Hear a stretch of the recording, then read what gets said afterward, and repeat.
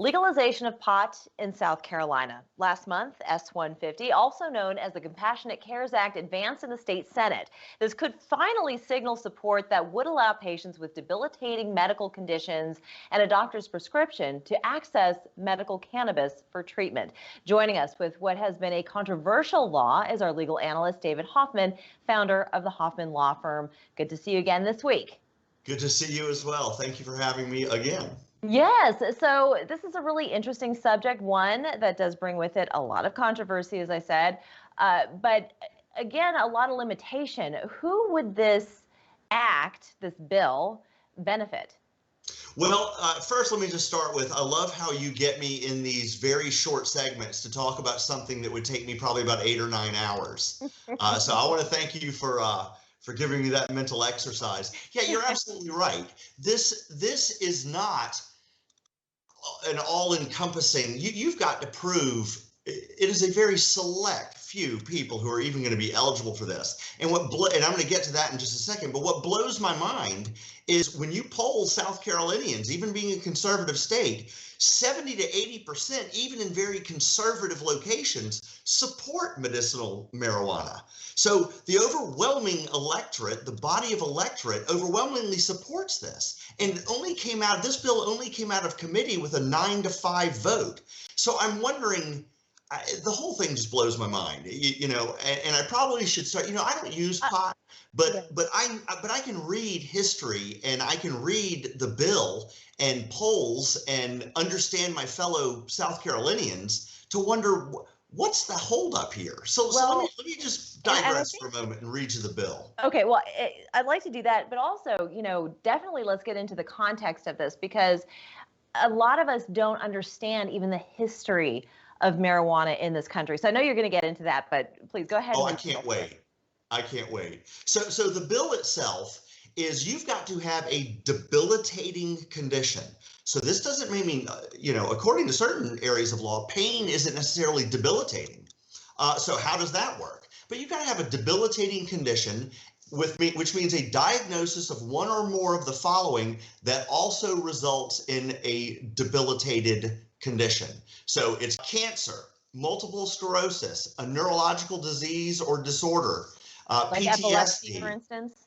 I'm sorry? Like epilepsy, for instance? Epilepsy is one, Crohn's disease, sickle cell. And if I can also just inject here, David, is that we're not talking about the hallucinogenic property of marijuana, right? Right. Well, in certain ailments, in certain states, it is acknowledged that property, and I'm not necessarily sure about the hallucinogenic nature of it, but just the high, right? Yes. That has been part of what the cure is with certain conditions. But certainly we're not talking about that in South Carolina. You've got to be so far along that you're debilitated from it. I mean, again, if somebody is suffering from anxiety, or some kind of pain or anything, what would you rather do? Something that grows in the dirt or an opioid? Oxycodone? Really? We're going to go on oxy versus... Which this country has had so many problems with addiction. I think the fun part of this topic for me is that I don't do pot, but it's still, you can tell I'm all sorts of fired up about this one because it's just so hard to get. Why is South Carolina so slow? Why are we so slow? Well, that's a good debate topic.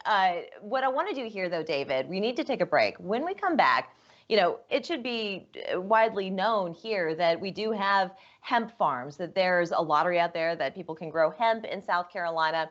And we'll get into the history of growth of this plant after the break. So let's do that in 2 minutes. Don't go anywhere. Welcome back. We've been chatting with David Hoffman of the Hoffman Law Firm, and there is a bill that is currently on the Senate floor called S150, or the Compassionate Cares Act. And this is an act that could point to the legalization of medical cannabis. We're talking about marijuana here. And 36 states in the union, they now legalize it to some degree or another. There are other southern states that do allow it in certain respects. South Carolina, they're still trying to pour through and I think, get a better handle on what this means for South Carolinians. But this is not something new that just kind of popped up in our history. I want you to tell us a little bit more about the history of growing the hemp plant and how far back it goes in our American history. Well, I mean, obviously, the American history starts with the colonization of North America. But as far as us as a country, even colonies, everyone's heard of George Washington. George Washington at Mount Vernon had three plants, three crops. One was hemp. In Virginia, if you had a farm, you were required to grow hemp. This is in Virginia. In the late 1800s, pharmacies dispensed marijuana. In the late 1800s, here's where marijuana became illegal. Around the turn of the century, in the early 1900s, the Mexican Revolution resulted in a lot of Mexican immigrants coming to this country. And so mistrust started growing with the new Mexican immigrants, and then the Great Depression hit. And the mistrust of Mexican workers became even greater in this country. And so in the 1930s, that was their intoxication of choice, if you will. And so all of this resentment for the Mexican immigrants came about. And so therefore it spilled over into their drug of intoxication, or their choice of intoxication. Now, keep in mind, around the same time, Ayers was alcohol, which people can OD on alcohol. It's been determined to be far more dangerous medically than marijuana. But that's where so then in 1937, a law was passed that basically made it illegal federally through every state. Now, around in the 60s, it started to affect these heavy penalties that they had, because it wasn't the drug of choice for everyone. But starting in the 60s, college kids started to get popped and so these crazy penalties were in place. And so in the 60s, around Vietnam, it started to be looked at a little bit more leniently. Then fast forward to Ronald Reagan. Ronald Reagan made 2 years to 10 years imprisonment with death penalty for drug kingpins, and marijuana was included in that. And so we're kind of doing a little up and down at the moment. Jeff Sessions, under the Trump administration, reopened marijuana prosecutions to the Justice Department, but now it's just overwhelmingly supported by the vast majority of the population, and it's also widely understood for its medicinal benefits. And here in the South Carolina Senate, the first bill was passed 9-5. So it came out of committee. It came out of committee 9-5. So where do we go from here? What is the next step? And who opposes it, by the way? Well, the head of SLED opposes it, and he wrote an op-ed, and it basically focuses on the FDA is not involved with it. It's like when does the state push medicine? Why will the FDA should be doing? Well, the FDA pushes opioids. Right. The FDA, just because the FDA is involved, and also you bring up a whole states' rights argument when why do we need the feds to tell us what, how we should dispense, medicine?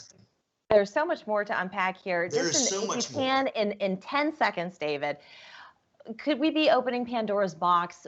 What is next? Can obtaining marijuana be done surreptitiously if a law were to be passed allowing medical cannabis here? Wow. Who knows? Yeah, you got me with that one. Who knows? I mean, there are only 6 states in the country. We're one of them where any form of marijuana is illegal. Given the history of why it's even illegal, and that it's only been illegal for less than a century, and why, I hope it does open up Pandora's box. Doesn't mean I'm going to go out and do any. It just means really. It'll be interesting. It'll be interesting and how quickly or how slowly things progress. But we're going to keep our eye on it, and of course, we're going to consult with you, David. I want to thank you so much for joining us today. It's been my pleasure once again. And we're back in 2 minutes.